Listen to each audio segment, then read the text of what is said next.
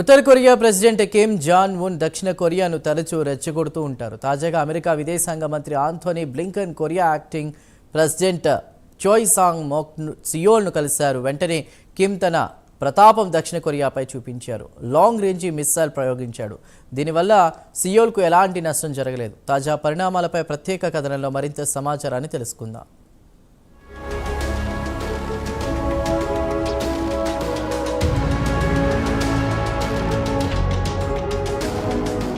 ఉత్తర Korea president Kim Jong Un తరచూ దక్షిణ కొరియాను కావాలని రెచ్చగొడుతుంటాడు. యుద్ధానికి కాలు దువ్వడానికి ప్రయత్నిస్తుంటాడు. ఒకవైపు చైనా, మరోవైపు ఉత్తర కొరియాలు దక్షిణ కొరియాను ఊపిరి సలపనీయకుండా ఇబ్బందుల పాల్చేస్తుంటాయి. కాగా దక్షిణ కొరియా అమెరికా సాయం తీసుకుని ఈ రెండు దేశాల నుంచి తనను తాను కాపాడుకోవడానికి ప్రయత్నిస్తుంది. ఇక తాజాగా సోమవారం నాడు ఉత్తర కొరియా సియోల్పై లాంగ్ రేంజ్ మిసైల్ను ప్రయోగించింది. మరోమారు ఇరు దేశాల మధ్య ఉద్రిక్తతలకు కారణమయ్యింది. ఇంతకీ కిమ్ జాంగ్ ఆగ్రహానికి ప్రధాన కారణం అమెరికా విదేశాంగ మంత్రి ఆంథోనీ బ్లింకన్ సియోల్ పర్యటనకు వచ్చారు. వచ్చి రాగానే ఆయన దక్షిణ Korea acting president Choi Sang మెక్తో సియోల్లో భేటీ అయ్యారు.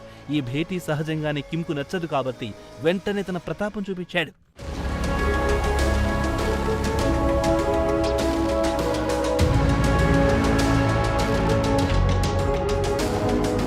ఉత్తర కొరియా లాంగ్ రేంజ్ మిసైల్ను దక్షిణ కొరియాపై ప్రయోగించింది.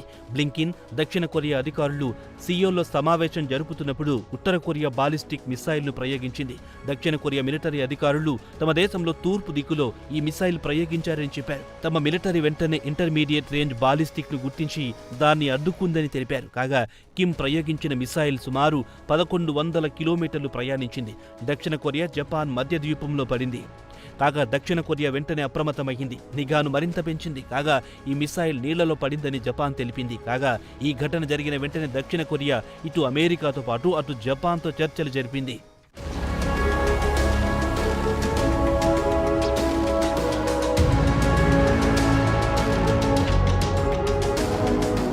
జపాన్ రక్షణ మంత్రి తాజా మిసైల్ దాడి గురించి ప్రస్తావిస్తూ ఉత్తర కొరియా ప్రయోగించిన క్షిపణి తమ ఎక్స్క్లూజివ్ జోన్లో పడిందని చెప్పారు. క్షిపణి దాడి వల్ల తమ నౌకలకు కానీ విమానాలకు కానీ ఎలాంటి డ్యామేజ్ జరగలేదన్నారు. కాగా తాజా మిసైల్ దాడిని బ్లింకన్తో పాటు దక్షిణ కొరియా విదేశాంగ మంత్రి చో టాయ్ యుల్ ఖండించారు. కాగా యుఎన్ సెక్యూరిటీ కౌన్సిల్ తీర్మానాన్ని ఉత్తర కొరియా ఉల్లంఘించిందన్నారు. ఇక సోమవారం నాడు ప్రయోగించిన మిసైల్ విషయానికి వస్తే ప్యాంగ్యాంగ్ నవంబర్ 5 తర్వాత ఇదే మొదటిసారని చెప్పొచ్చు. కాగా గతేడాది నవంబర్ 5న కిమ్ సేన కనీసం 7 షార్ట్ రేంజ్ మిసైల్స్ ను ఈస్ట్ కోస్ట్ పై ప్రయోగించింది. ఇక ఇంటర్నేషనల్ మిలిటరీ విశ్లేషకుల అంచనా ప్రకారం కిమ్ టైం చూసి దెబ్బ కొట్టారని చెబుతున్నారు. దానికి వారు చెబుతున్న అంశాల విషయానికి వస్తే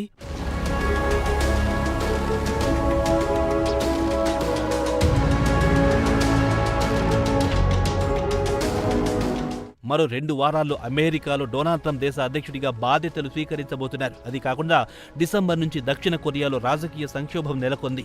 అప్పటి నుంచి ఉత్తర కొరియా అక్కడి పరిణామాలను క్షుణ్ణంగా గమనిస్తోంది. దక్షిణ కొరియాలో గత నెల రోజుల నుంచి రాజకీయ సంక్షోభం కొనసాగుతోంది. గత నెలలో అక్కడి లెజిస్లేటర్లు ప్రెసిడెంట్ యూన్ సూక్ యెల్ ను ఇంపీచ్ చేయడమే కాకుండా ఆయనను విధులు నిర్వర్తించకుండా సస్పెండ్ చేశారు. కాగా డిసెంబర్ 3న యోల్ దేశంలో మార్షల్లా ప్రకటించి అందరినీ ఆశ్చర్యపరిచారు. యెల్ ఇంపీచ్మెంట్ కేసు కాస్త దక్షిణ కొరియాకు చెందిన కాన్స్టిట్యూషన్ కోర్టులో విచారణకు రానుంది. కాగా దక్షిణ కొరియా ఇన్వెస్టిగేటర్స్ మాజీ ప్రెసిడెంట్ యెల్ ను అరెస్ట్ చేయాలని వారెంట్ కూడా జారీ చేశారు.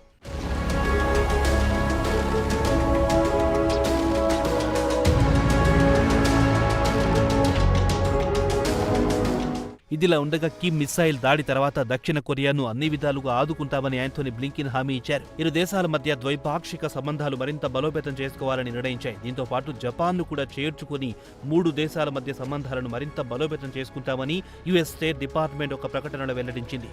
ఇదిలా ఉండగా డిసెంబర్ 3న మార్షల్లా ప్రకటించడానికి ముందు యూన్ జో బైడెన్ కు మంచి మిత్రుడు. అయితే కొరియాలో అమెరికాకు చెందిన వేలాది సైనికులు ఇక్కడ మకాం వేసి ఉన్నారు. కాగా యుఎన్ జో బైడెన్ తో పాటు జపాన్ మాజీ ప్రధానమంత్రి ఫిమో కషిడాలోతో కలిసి 2023లో క్యాంప్ డేవిడ్లో సమావేశమయ్యారు.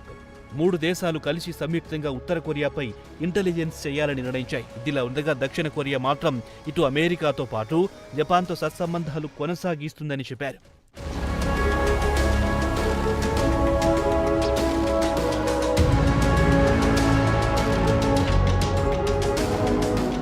ఇదిలా ఉండగా రష్యా ఉత్తర కొరియాతో సత్సంబంధాలు కొనసాగించి యుక్రెయిన్ యుద్ధంలో ఉత్తర కొరియా సైనికులను వినియోగిస్తుందని బ్లింకెన్ సోమవారం నాడు దక్షిణ కొరియాలో చెప్పారు.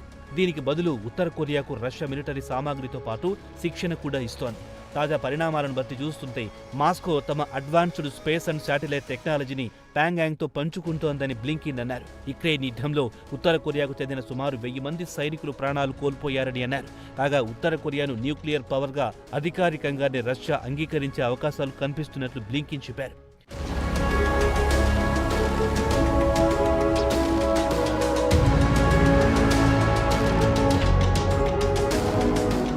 దక్షిణ కొరియా ఇటు చైనా నుంచి అటు ఉత్తర కొరియా నుంచి దాడులను ఎదుర్కొంటోంది. చిన్న దేశమైన సియోల్ తనను తాను కాపాడుకోవడానికి అమెరికా మద్దతు తీసుకుంటోంది. ఇది ఇటు రష్యా అటు ఉత్తర కొరియాకు చెందిన కిమ్కు నచ్చడం లేదు. అందుకే తరచూ మిస్సైల్ వదిలి తన అసంతృప్తిని వెళ్లగక్కుతుంటాడు.